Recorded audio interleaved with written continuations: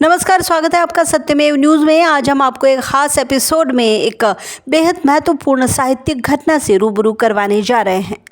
राजधानी जयपुर में झालाना स्थित राजस्थान इंटरनेशनल सेंटर में आयोजित एक भव्य समारोह के अंतर्गत प्रख्यात लेखक सुनील अटोलिया कालू के बहुप्रतीक्षित पुस्तक संग्रह गंगा जमनी तहजीब का विमोचन हुआ। इस खास अवसर पर सुनील अटोलिया ने अपनी किताब का विमोचन अपने माता पिता के हाथों से करवाया। इस मौके पर उन्होंने कहा कि उनकी सफलता का श्रेय हमेशा उनके माता पिता के आशीर्वाद और मार्गदर्शन को जाता है। इस समारोह में साहित्य मर्मज्ञों, प्रबुद्धजनों और उनके करीबी स्वजनों की उपस्थिति ने आयोजन को और भी खास बना दिया। यह बुक संग्रह गंगा जमनी तहजीब दो अद्वितीय कृतियों को समाहित करता है।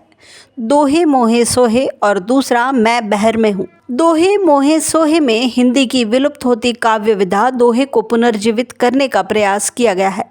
सरल भाषा में जीवन के मूल मंत्र और सकारात्मक का संदेश दिया गया है। यह पुस्तक हर उम्र के पाठकों के लिए एक अमूल्य धरोहर है। दूसरी मैं बहर में हूँ, यह गजल संग्रह मानवीय संवेदनाओं, संघर्षों और आत्मविश्वास की पुनर्स्थापना पर आधारित है। सुनील अटोलिया ने इस पुस्तक में गज़ल को हिंदी उर्दू के सामंजस्य के साथ प्रस्तुत किया है, जो साहित्य प्रेमियों को न केवल गज़ल की कला से परिचित कराता है बल्कि उसे जीवन के सरलतम रूप से भी प्रस्तुत करता है। सुनील अटोलिया का मानना है कि गज़ल और दोहे दोनों ही काव्य विधाएं चंद शब्दों में गहरी बातें कहने की ताकत रखती हैं। उनकी रचनाओं में सादगी और आम आदमी की भाषा की झलक मिलती है, जो पाठकों से सीधा संवाद स्थापित करती है। उन्होंने अपने जीवन के संघर्षों और अनुभवों को अपनी शायरी में पूरी ईमानदारी से व्यक्त किया है। उनका कहना है कि गज़ल भाषा में नहीं, गज़लियत में होती है। मेरी रचनाओं में इंसानियत और सरलता ही मेरे शब्दों की पहचान है।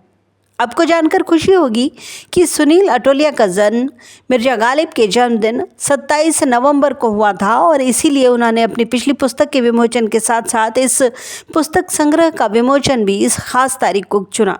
गंगा जमनी तहजीब के नाम से ही यह पुस्तक संग्रह हिंदी उर्दू साहित्य की गहरी दोस्ती और सांस्कृतिक मेलजोल को प्रदर्शित करता है। संग्रह की भाषा में हिंदी उर्दू का सामंजस्य स्पष्ट रूप से दिखाई देता है, जो इसे आम आदमी के जीवन से जोड़ता है। यह पुस्तक संग्रह न केवल साहित्य प्रेमियों को प्रेरित करेगा बल्कि हिंदी उर्दू की सांस्कृतिक धरोहर को भी समृद्ध करेगा।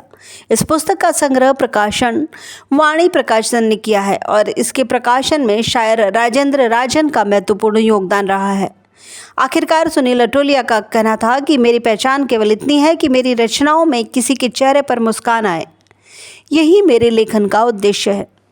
तो दोस्तों, दोहे मोहे सोहे और मैं बहर में हूँ साहित्य जगत में एक नई पहचान स्थापित करेंगे। सुनील अटोलिया की यह पुस्तक संग्रह हमें जीवन के सरल और सुखद मंत्रों से परिचित करवाएगा, ऐसी हमारी आशा है। पूरा कमांड है। जो कुछ आपने लिखा इन किताबों में, उसको दोहों के रूप में ही क्यों लिया? नहीं, दोहे भी हैं, गज़लें भी हैं, दोनों हैं। ये दो किताबें, ये दोहे हैं, ये गज़लें। देखिए, सबसे सिंपल फॉर्म है, आती है और निकल जाती है। और हमने तो बचपन में पढ़े हैं, आज तक वो दोहे चाहे कबीर के हों, रहीम के हों, रसखान के हों, बिहारी के हों, वो सब हमारे पास आज तक है, कभी भूल नहीं सकते। बहुत सारी कविताएं आई चली गई, बट वो दोहे, क्योंकि वो छोटे छोटे से 13-11 की मात्रा, वो हम सब लोगों के पास दिल पे है। तो शायद मैंने कहा कि ये एक मरती हुई विधा है, हिंदी की वो विधा है जिसमें आपको आज की तारीख में लिखने वाले लेखक शायद ही मिलेंगे। निदा फाजली साहब के बाद कोई आदमी दोहे नहीं लिख रहा है। हुल्लड़ मुरादाबादी साहब ने हुल्लड़ सच्चाई लिखी थी, जिसमें कॉमेडी थी, काफ़ी कुछ थी, लेकिन सीरियस और ज़िंदगी पे दोहे इतने ज़्यादा तादाद में किसी एक कवि ने लिखे हो, ऐसा अभी तक नहीं। आज का जो इवेंट है उसके बारे में बताया सब।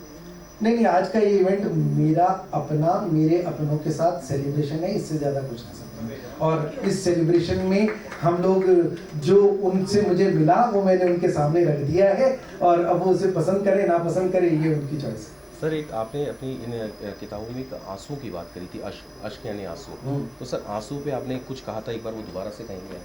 यार, मैंने बहुत कुछ कहा था आंसू पे, लेकिन जो आपकी सबसे ज़्यादा फेवरेट, जो आप बार बार कहती है मेरे बहुत करीब है, ये मेरे को सबसे हाँ, तो मैं वही कह रहा हूँ कि मेरी पहचान अभी बाकी, मतलब मैं वहाँ ये कहना चाह रहा हूँ कि ज़िंदगी में आपके पास बहुत कुछ आता है, बहुत कुछ चला जाता है, लेकिन मेरे पास वो यादें हैं, मेरे पास वो सपने हैं, मेरे पास वो आंसू हैं, वो मेरे पास मुस्कान है, वो सब मेरे पास बाकी हैं। और जब चाहे सब कुछ चला गया हो, मेरे पास आज मेरी परछाई है और मेरी पहचान है, ये सब बाकी है, मुझे घबराने की जरूरत नहीं। सर अच्छा है आपके आंसू की कीमत नहीं है, वरना आपका तकिया लाखों रुपए का होता।